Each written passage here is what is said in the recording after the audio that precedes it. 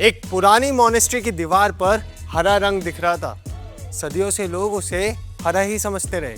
फिर साइंटिस्ट ने उस दीवार पर लेजर डाली और रिजल्ट ऐसा आया कि पूरी कहानी पलट गई, क्योंकि दीवार पर रंग दिख रहा था हरा, लेकिन उसके पीछे छुपा था नील, यानी इंडिगो। अब सवाल ये है, अगर इंडिगो ब्लू होता है तो पेंटिंग ग्रीन कैसे दिख रही थी? और इससे भी बड़ा सवाल ये है कि सैकड़ों साल पुराना जो रंग समय से नहीं आ रहा, वो आज हमारी मॉडर्न हवा से क्यों हार रहा है? यहीं से शुरू होती है आज की स्टोरी, एक ऐसे रंग की जिसने कभी कपड़ों को रंगा तो कभी मंदिरों को रंगा, आस्था को रंगा, व्यापार को रंगा और फिर हिस्ट्री को भी खून से रंग दिया।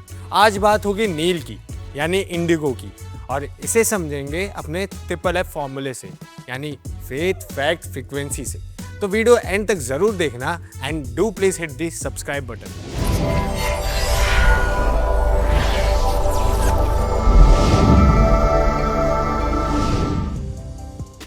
कभी कभी एक रंग सिर्फ रंग नहीं होता, वो सिविलाइजेशन की मेमोरी होता है, वो साइंस भी होता है, वो स्पिरिचुअलिटी भी होता है, और कभी कभी वो एक्सप्लॉयटेशन की कहानी भी बन जाता है।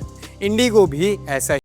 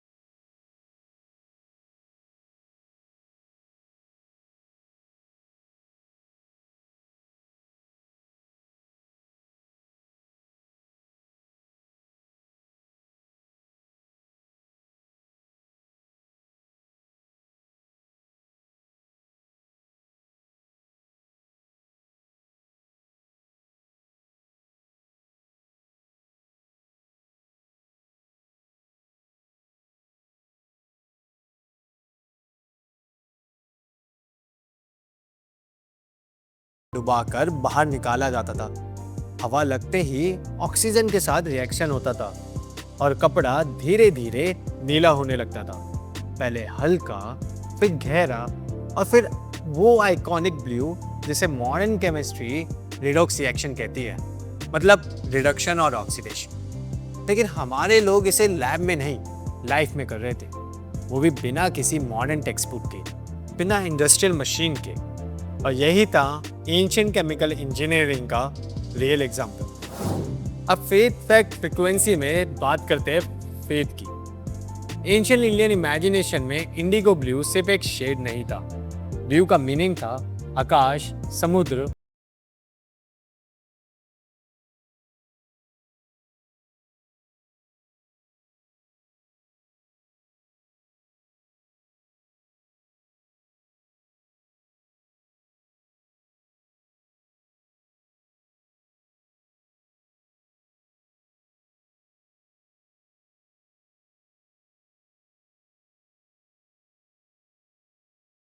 जो सीमित नहीं है, लिमिटलेस।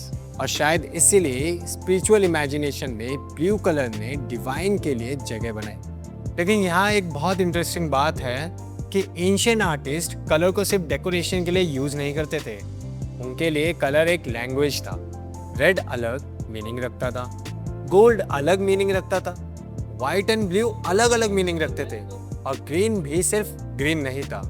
कई जगह ग्रीन लाइट, नेचर, ग्रोथ और बैलेंस का सिंबल बनता था। लेकिन अब ट्विस्ट देखिए, एक एंशिएंट वॉल पेंटिंग ग्रीन दिख रही थी, लेकिन साइंस ने बताया कि उसके अंदर ब्लू इंडिगो छुपा था।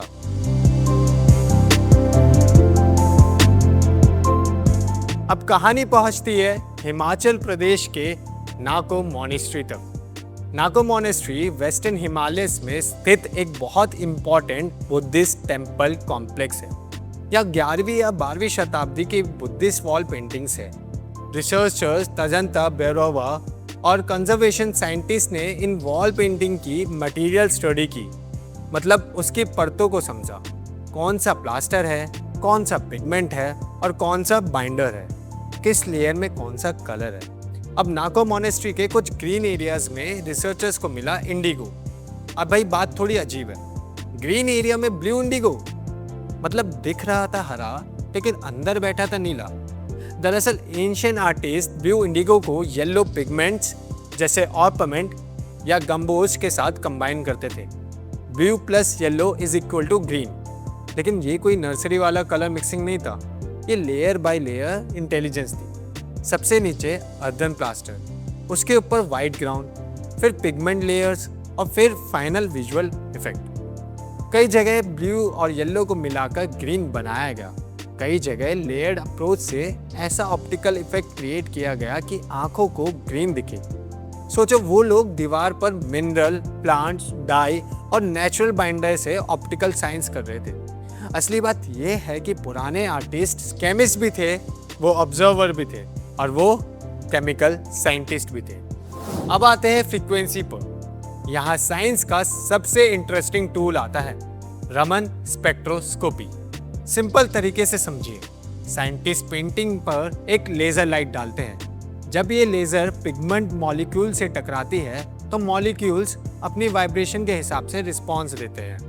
हर मॉलिक्यूल का अपना एक फिंगरप्रिंट होता है। इंडिगो अलग बोलेगा, ऑर्नामेंट अलग, गम्बोज अलग, एसेटिन सब अलग अलग बोलेगा। यानी रमन स्पेक्ट्रोस्कोपी दीवार से पूछती है तुम्हारे अंदर कौन सा रंग छुपा है, और दीवार जवाब देती है मैं आंखों को ग्रीन दिखती हूँ लेकिन मेरे अंदर इंडिगो भी है। यही फ्रीक्वेंसी का कमाल है। जो चीज़ आंखों को नहीं दिखती वो वाइब्रेशन में पकड़ी जाती है। साइंस कलर के पीछे मॉलिक्यूल देखती है और मॉलिक्यूल के पीछे हिस्ट्री छुपी होती है। अब कहानी में आता है मॉडर्न विलन।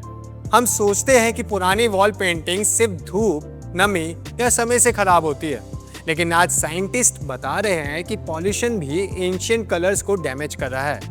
हवा में मौजूद ओजोन यानी O3, नाइट्रोजन डाइऑक्साइड यानी NO2 और दूसरे पॉल्यूटेंट्स ऑर्गेनिक पिगमेंट्स के साथ मिलकर रिएक्शन कर सकते हैं। आसान भाषा में समझिए, जैसे लोहे को खुला छोड़ दे तो जंग लगती है, वैसे ही पॉल्यूशन की वजह से पिगमेंट्स को केमिकल जंग लगती है। मतलब जो कलर सैकड़ों सालों तक टाइम से नहीं आ रहा वो अब हमारी मॉडर्न हवा से लड़ रहा है, और यही सबसे दुखद बात है। हमने प्रोग्रेस के नाम पर हवा बदली और उस हवा ने हमारी विरासत के रंग बदलने शुरू कर दिए। हेरिटेज कंजर्वेशन वालों के लिए ये बहुत बड़ा चैलेंज है, क्योंकि पेंटिंग को बचाना सिर्फ और सिर्फ दीवार बचाना नहीं है, वो एक पूरी नॉलेज सिस्टम और टेक्निक को बचाना है, वो फेथ और सिविलाइजेशन का कलर आर्काइव बचाना है।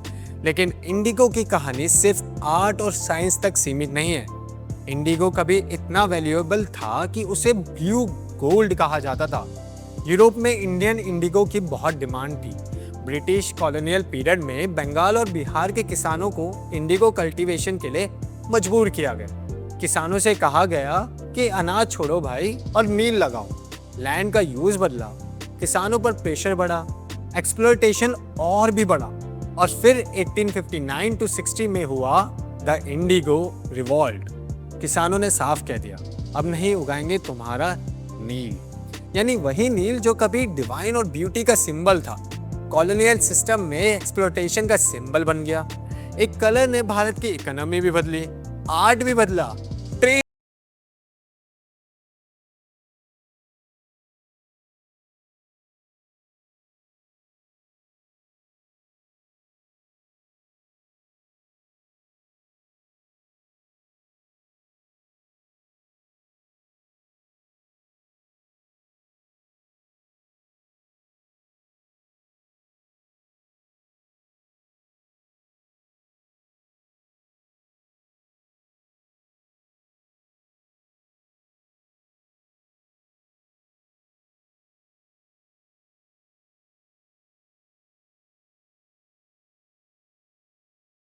शेडिंग पैटर्न भी बहुत स्टाइलिश है और इसकी प्रोडक्शन भी बहुत फास्ट है। लेकिन प्रॉब्लम ये है कि सिंथेटिक डाइंग प्रोसेस में वाटर पॉल्यूशन, केमिकल वेस्ट और इन्वायरमेंटल लोड बहुत बड़ा इशू बन जाता है। तो मज़ेदार बात देखो, पहले हम नेचर से कलर निकालते थे, फिर इंडस्ट्री ने नेचर को रिप्लेस किया और अब वही इंडस्ट्री सस्टेनेबिलिटी के लिए फिर नेचर की तरफ लौट रही है। आज सस्टेनेबल फैशन में फिर नेचुरल इंडिगो, बायो इंडिगो और क्लीनर डाइंग प्रोसेसेस की बात हो रही है। साइंटिस्ट बैक्टीरिया, एंजाइम्स और बायोटेक्नोलॉजी की मदद से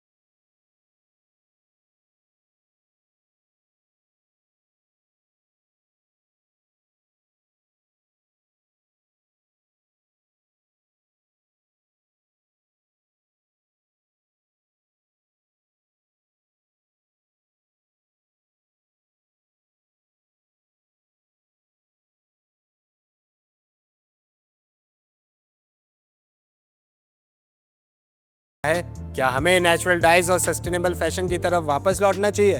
कमेंट में बताइए। वीडियो को लाइक